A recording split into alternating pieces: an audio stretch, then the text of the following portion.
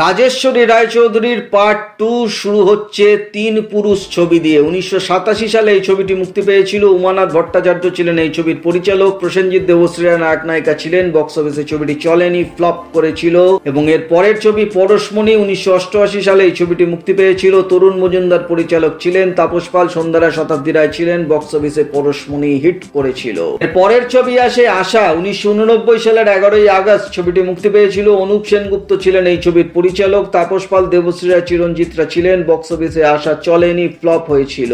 এর পরের ছবি অভিসার। 11ই আগস্ট 1989 সালে ছবিটি মুক্তি পায়। সনদ দত্ত পরিচালিত, জয় ব্যানার্জি, পাপি অধিকারী, দীপঙ্কর দেরা ছিলেন। বক্স অফিসে এটিও চলেনি, ফ্লপ হয়েছিল। এর পরের ছবি আসে ঝংকার। একই বছর 1989 সালের 6 অক্টোবর ছবিটি মুক্তি পেয়েছিল। সুজিত গুহ ছবিটি পরিচালনা করেছিলেন। প্রসেনজিৎ দেবশ্রীরা এক নায়ক নায়িকা ছিলেন। বক্স অফিসে ছবিটি বিলো অ্যাভারেজ ব্যবসা করেছিল। এর পরের ছবি আসে ব্যবধান। 1990 সালের 16 ফেব্রুয়ারি ছবিটি মুক্তি পেয়েছিল। দিলীপ মুখার্জি এই ছবিটি পরিচালনা করেছিলেন। তাপস পাল, মুনমুন সেন, ভিক্টর ব্যানার্জি ছিলেন। বক্স অফিসে ব্যবধান হিট করেছিল।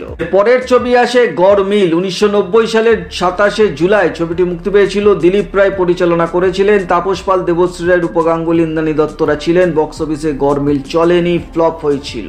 এর পরের ছবি ভাঙা গড়া। 10ই আগস্ট 1990 সালে ছবিটি মুক্তি পেয়েছিল। গুরু বাগচি ছিলেন এই ছবির পরিচালক। প্রসেনজিৎ, শতাব্দী রায়, দীপঙ্কর দে, শুভেন্দু চ্যাটার্জিরা ছিলেন। বক্স অফিসে ছবিটি অ্যাভারেজ ব্যবসা করেছিল। পরের ছবি আসে চক্রান্ত। 1990 সালে এই ছবিটি মুক্তি পেয়েছিল। অমল সুর ছিলেন এই ছবির পরিচালক। রঞ্জিত মল্লিক, মুনমুন সেন, সুমিত ভঞ্জরা ছিলেন। বক্স অফিসে চক্রান্ত চলেনি, ফ্লপ করেছিল। পরের ছবি আসে ন্যায় দণ্ড। 2রা নভেম্বর 1990 সালে এই ছবিটি মুক্তি পেয়েছিল। সুখেন দাস ছিলেন এই ছবির পরিচালক। বম্বের পুনম ধিলান ছিলেন, সঙ্গে অর্জুন চক্রবর্তী, পাপি অধিকারী, উৎপল দত্তরা ছিলেন। বক্স অফিসে এই ছবিটি চলেনি, ফ্লপ করেছিল। পরের ছবি রাজ নর্তকী। 1991 সালে এই ছবিটি মুক্তি পায়। নারায়ণ চক্রবর্তী পরিচালিত এই ছবিতে তাপস পাল, সুধা চন্দ্রন, বম্বের বসন্ত চৌধুরীরা ছিলেন। বক্স অফিসে ছবিটি চলেনি, ফ্লপ হয়েছিল। এর পরের ছবি আনন্দ। 1991 সালে এই ছবিটি মুক্তি পেয়েছিল। কুমার স্বপন এই ছবির নায়ক এবং পরিচালক ছিলেন, সঙ্গে অনিল চ্যাটার্জি, কালী ব্যানার্জিরা ছিলেন। বক্স অফিসে এই ছবিটিও চলেনি, ফ্লপ হয়েছিল। এর পরের রিলিজ প্রেম পূজারী। 10ই মে 1991 সালে এই ছবিটি মুক্তি পেয়েছিল। নন্দন দাশগুপ্ত ছিলেন এই ছবির পরিচালক। প্রসেনজিৎ, শতাব্দী রায়, দীপঙ্কর দেরা ছিলেন। বক্স অফিসে ছবিটি চলেনি, ফ্লপ করেছিল।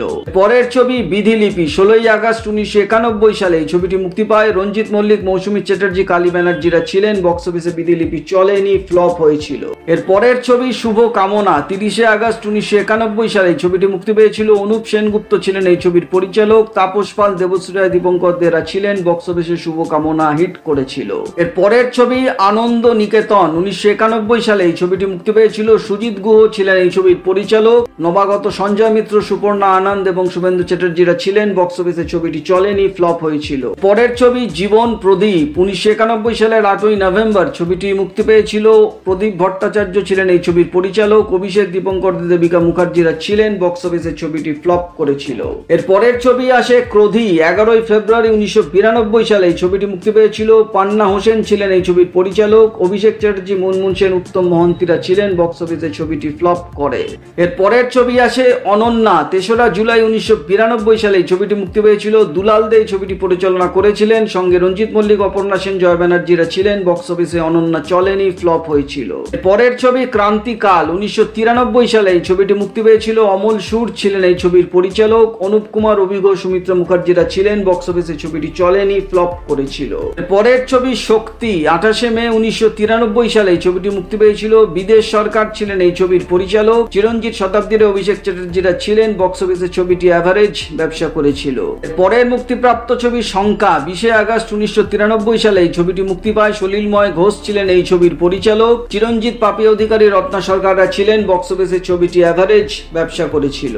পরের ছবি মহাভারতী। 1994 সালে এই ছবিটি মুক্তি পেয়েছিল। অমর ভট্টাচার্য ছিলেন এই ছবির পরিচালক। দীপঙ্কর দে, অনিল চ্যাটার্জি, সোমা চট্টোপাধ্যায়রা ছিলেন। বক্স অফিসে এই ছবিটিও চলেনি, ফ্লপ হয়েছিল। পরের ছবি আমোদিনী। 1995 সালে এই ছবিটি মুক্তি পেয়েছিল। চিদানন্দ দাশগুপ্ত ছিলেন এই ছবির পরিচালক। অপর্ণা সেন, অনুশ্রী দাস, পীযূষ গাঙ্গুলিরা ছিলেন। বক্স অফিসে ছবিটি ফ্লপ করে।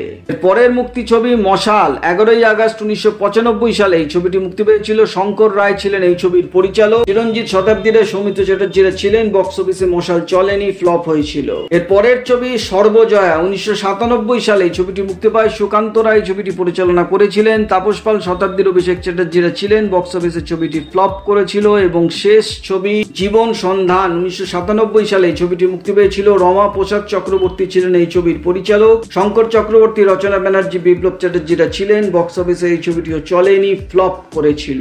তো রাজেশ্বরী রায়চৌধুরীর একটি কেরিয়ার সামারি করলে দেখা যাচ্ছে তিনি মোট 52টি বাংলা ছবি করেছিলেন। তার মধ্যে একটি ছবি সুপারহিট হয়েছিল, 7টি ছবি হিট ছিল, একটি ছবি সেমি হিট ছিল, 7খানি ছবি অ্যাভারেজ গিয়েছিল, 2টি ছবি বিলো অ্যাভারেজ ছিল এবং 34টি ছবি ফ্লপ গিয়েছিল। মূলত তিনি চরিত্রাভিনেত্রী ছিলেন, নায়িকা ছিলেন না। তবুও 2-4টি ছবিতে তিনি নায়িকার অভিনয় করেছিলেন এবং 1995 সালের 14 ফেব্রুয়ারি মাত্র 37 বছর বয়সে রাজেশ্বরী রায়চৌধুরীর পৃথিবী থেকে চলে যান। তো এই ছিল রাজেশ্বরী রায়চৌধুরীর উপর একটি ভিডিও। আশা করি ভিডিওটা আপনাদের ভালো লেগেছে। ভালো লাগলে একটা লাইক অবশ্যই করে যাবেন। চ্যানেলটিকে সাবস্ক্রাইব করতে একদম ভুলবেন না, কারণ এখানে যে ধরনের ইনফরমেশন সিনেমার উপর আপনারা পেয়ে থাকেন তা কিন্তু আর অন্য কোথাও পাবেন না। তো দেখা হচ্ছে পরের ভিডিওতে, নতুন কোনো ভিডিও নিয়ে আবার আপনাদের সামনে হাজির হয়ে যাব। ততক্ষণে আপনারা সবাই ভালো থাকুন, সুস্থ থাকুন। নমস্কার।